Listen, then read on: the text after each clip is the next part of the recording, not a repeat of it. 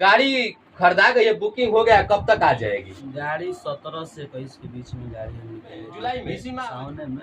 जी, ये तो बहुत बड़ा खुलासा हुआ है, बहुत बड़ा ब्लास्ट होने वाला है गाड़ी को लेकर। कहीं ना कहीं अगला वीडियो में भी मैं गाड़ी को जरूर दिखाऊंगा, गाड़ी आएगी तो सबसे पहले मैं दिखाऊंगा। जानिए गोइल बजवाना बुची कि पासवान जी के चलेला चलाना बुची, अरे की देह छुओ बहुत गहूं के चाल। क्या बात है बॉस, क्या बात है कि मन रखबू तो रुपया के टाल को दे न तो पिस्टल से ढोड़ी तोहर खाल को दे। आइए अब चलते हैं आपके बिरादरी का लोग का, हम चलते हैं भोजपुरी का सुप्रसिद्ध कलाकार पावर स्टार कहे जाने वाले पवन सिंह के तरफ, थोड़ा बात कर लेते हैं। ठीक है, अभी कुछ दिन पहले पवन सिंह जी एक बहुत अच्छे काम किए हैं। बिजली रानी का तबीयत खराब हुआ था, उनको इलाज कराए हैं, 10-20 लाख रुपया लगाए हैं, अच्छे काम किए हैं। उनका घर में चोरी भी हुआ है, उनके लिए क्या कहिएगा? बताइए, बड़ा नजदीक आइए। आज भोजपुरी के सुप्रसिद्ध सुपर स्टार नेता अभिनेता कहे जाने वाले पवन भैया के घर में जब ऐसे चोरी हो सकता, और नेता अभिनेता जो कि मानल जलन इंसान, तो आम आदमी की तो सोचे के चाहे बिहार के नेता लोग के कि आम लोग भी कैसे जी रहा बाटे।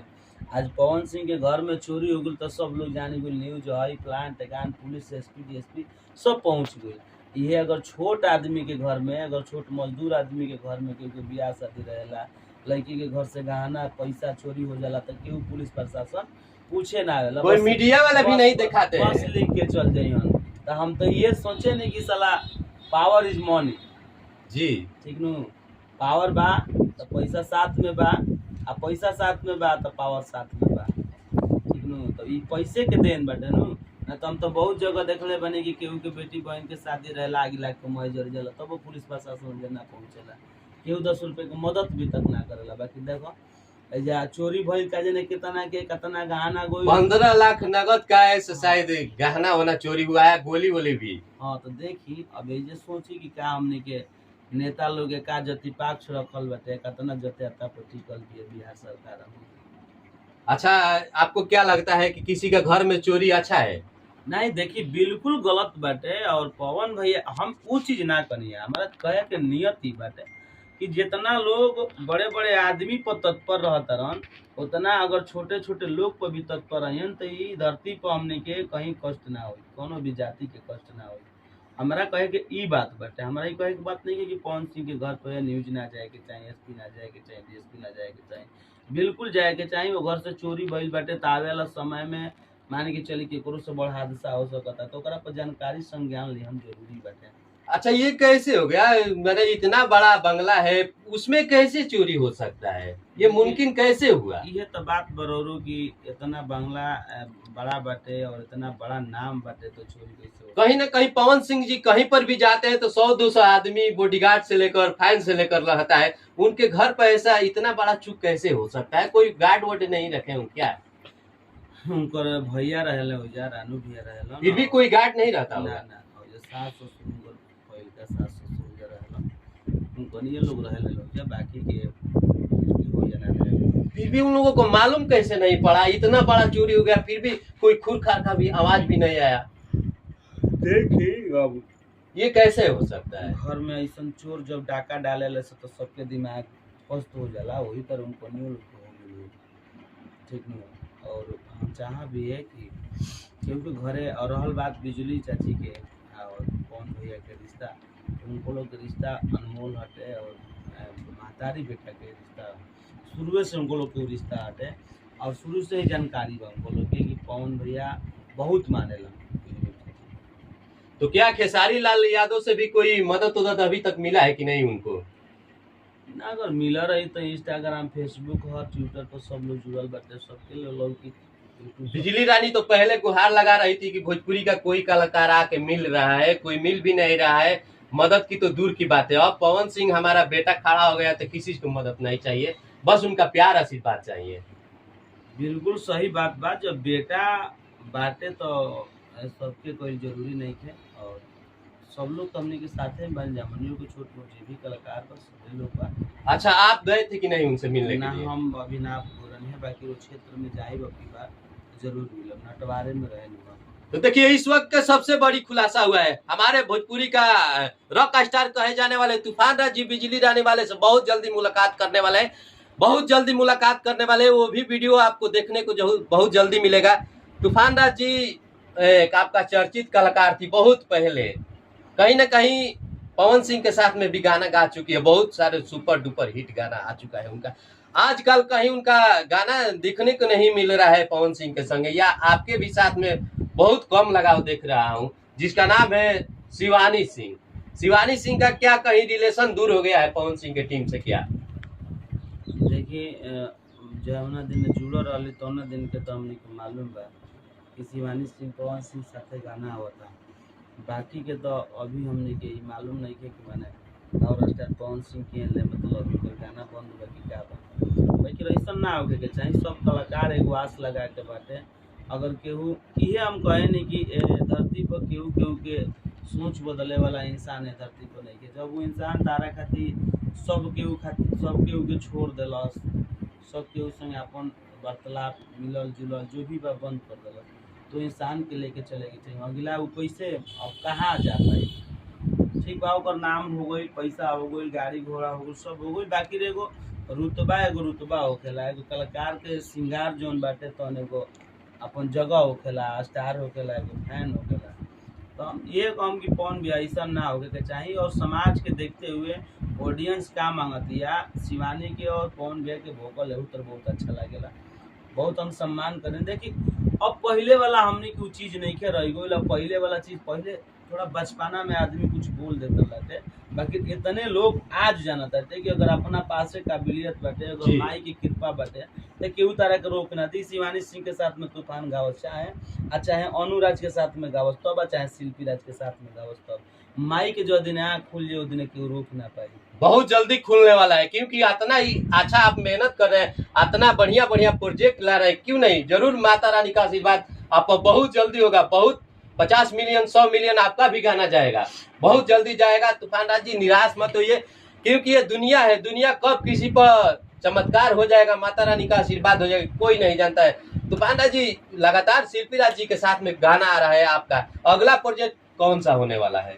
अगला प्रोजेक्ट भी शिल्पी राज के साथ है बाटे, खुशी के साथ है, शिल्पी के साथ है, गोल्डी यादव के साथ है, शिवानी के भी साथ है, सब लोग अनु के साथ है। अनु तो हमारे जानते हैं फेवरेट कलाकार जी जी, और हम बहुत ज़्यादा मानी अनु के ज़्यादा मानी ऐसे मानी ना कि हमार लक्ष्य ही वह रहेला कि हम छोटा कलाकार के ऊपर के श्रेणी में कही जा।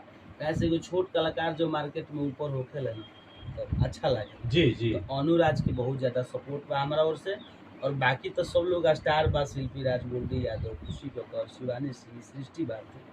और सृष्टि भारती वो दौर पर हमारा के सपोर्ट कैले भी है कि जो ना दौर पर हम अपन गायकी के विलुप्त करे जाते हैं, जो ना दौर पर शिवानी सिंह संग हमारा रिश्ता कटअप हो गई, वो दौर पर हमारा लागल कि हमरा से अब गायकी ना हो पाई, कुछ हमारा कमजोरी, कुछ हमारा एहसास महसूस होने लागल।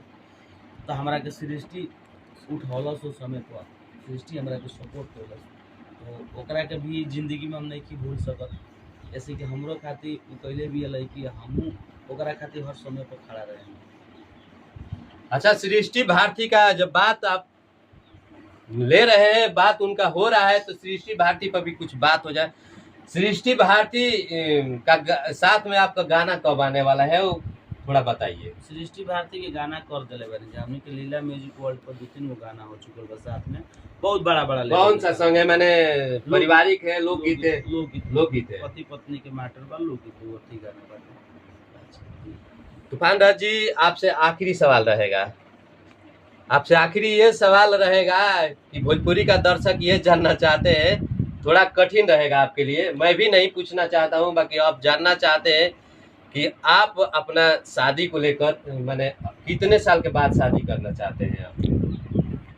शादी होगी, शादी के डेट नहीं बता सकता हूँ, और शादी से थोड़ा बहुत दूरे बानी, वो तरीका से हिम्मत ना करेला, बस खाली एगो फॉर्मेलिटी निभावे के बा। जीवन बाटे और जीवन में लाइफ में सभी कुछ सोचेला कि अपन परिवार हो, अपन बाल बच्चा हो, आवे वाला समय खातिर, आवे वाला बुढ़ापा खातिर, चाहे आवे वाला जीवन खातिर सब लोग सोचेला। बाकी अब वो तरीका से शादी की महसूस ना होखेला, और बस इहे मन करेला कि बस अपन काम करो। फिर भी आपका चाहने वाले देखना चाहते हैं वो दिन कब आएगा, वो दौर कब आएगा। सब भाई के प्यार बा, और भाई लोग के मन कबो नहीं कि तुर ले हम ना तुरब, शादी होई, बट अभी काफी समय बा, अब बहुत नजदीक नहीं रह गई, शादी के बहुत दूर समय बा। अब कुछ अपना के ऐसन भी फैशन रह चुकल बा कि के अपनावल जरूरी बा। गाड़ी घोड़ा बहुत अच्छा, बंगला इहो तो भी जरूरी बा आज के डेट में, घर द्वार। तो आप सबके बीच में यह बात बाटे कि बहुत जल्दी हमने के अपना बीच में एगो नया मेहमान स्कॉर्पियो 11 की शुरुआत हो रही है, बहुत जल्दी 10 दिन 15 दिन के अंदर। तो बहुत बड़ा खुलासा हो गया है गाड़ी को लेकर। तूफान राज जी बहुत बड़ा टॉप मॉडल का स्कॉर्पियो लेने वाले हैं, बुकिंग शायद हो चुका है, लगभग हो चुका है। आइए थोड़ा बहुत जानना चाहते हैं इस पर भी, इस मुद्दा पर भी जानना चाहते हैं। तो गाड़ी खरीदा गई है, बुकिंग हो गया, कब तक आ जाएगी गाड़ी? 17 से 21 के बीच में गाड़ी हमने ले ली है, इसी माह में, जून में, जुलाई में, सावन में जी। तो बहुत बड़ा खुलासा हुआ है, बहुत बड़ा ब्लास्ट होने वाला है गाड़ी को लेकर। कहीं ना कहीं अगला वीडियो में भी मैं गाड़ी को जरूर दिखाऊंगा, गाड़ी आएगी तो सबसे पहले मैं दिखाऊंगा आप लोगों को। तूफान राज जी चलते चलते लास्ट में आखिरी कोई गाना हो जाए, कोई दिल को छू लेने वाला गाना हमने के बहुत सारा बारिश जो कि अभी एगो मार्केट में गाना बाजता, हर किस्सा भो जानिए गोइल बजवाना बुची कि पासवान जी के चलेला चलाना बुची। लड़की कहती है हर की देह छुओ बहुत गहूं के चाल। क्या बात है बॉस, क्या बात है। लड़का कहता हर कि मन रखबू तो रुपया के टाल को दे हो, ना तो पिस्टल से ढोड़ी तोहर खाल को दे हो। कि मन रखबे तो रुपया के टाल को दे हो, ना तो पिस्टल से ढोड़ी तोर खाल को दे हो। बहुत बहुत धन्यवाद। ये इंस्टाग्राम पर ये गाना खूब तबाही मचा रखा है। तो चलते चलते सबसे विनम्र निवेदन बा, बार बार विनती बा कि रोवा सब नागवा मारेला फुटकारवा गाना के सपोर्ट करी। जब बहुत अच्छा गाना बा, एक बार रोवा सब के फिर सुना दिया चाहता नहीं कि गाना लाइन बा कि हर की नागवा मारे ला फुफु। क्या बात है। हर की नागवा मारे ला फुफु करवा, देखी के करे जावा डरे जान। कि नागवा मारे ला फुफु करवा, देखी के करे जावा डरे जान। कि नागवा मारे ला फुफु करवा। ये गाना करो सब ढेर सारा प्यार दुलार दी। इंस्टा पर रील बनाई और यूट्यूब नीलकंठ म्यूजिक पर गाना आयल, करो सब ढेर सारा प्यार दुलार सब। बहुत बढ़िया गाना आया हुआ है नीलकंठ म्यूजिक पर, इनका और शिल्पी राज जी का आज ही का दिन आया हुआ है गाना। कहीं ना कहीं बहुत सुंदर है, बहुत सुंदर है। सावन का गाना है, बहुत सुंदर है। नागवा मारेला फुफुकारवा, क्या बात है। इतना टाइटल अच्छा है तो गाना कितना सुंदर होगा, शायद आप लोग सोच भी नहीं सकते। तो गाना अच्छा लगेगा तो इस वीडियो को दबा के लाइक सब्सक्राइब शेयर जरूर करिएगा। अगला प्रोजेक्ट के लिए आपका भाई तत्पर रहेगा। अगला वीडियो आएगा बहुत जबरदस्त, बहुत जल्दी होने वाला है। थोड़ा हम लोग दूर हो गए हैं, इसलिए थोड़ा कम वीडियो आ रहा है, क्योंकि टाइम ही नहीं मिल रहा है। इतना काम में बिजी हो गया हूँ कि टाइम ही नहीं मिल रहा है। शायद आप लोग को बैक टू बैक अब वीडियो लगातार इस चैनल के माध्यम से और तूफान राज जी को देखने को मिलेगा। ये वीडियो आप लोग को कैसा लगा, इस वीडियो को दबा के लाइक सब्सक्राइब शेयर जरूर करिएगा, क्योंकि बहुत दिन हो गया आपका प्यार मिलना बंद हो गया है। तो अब से आप लोग चालू कर दीजिए इस गाने को नीलकंठ म्यूजिक पर दबा के शेयर और सब्सक्राइब करिए और सुनिए, भर भर के प्यार आशीर्वाद दीजिए। तब तक के लिए धन्यवाद।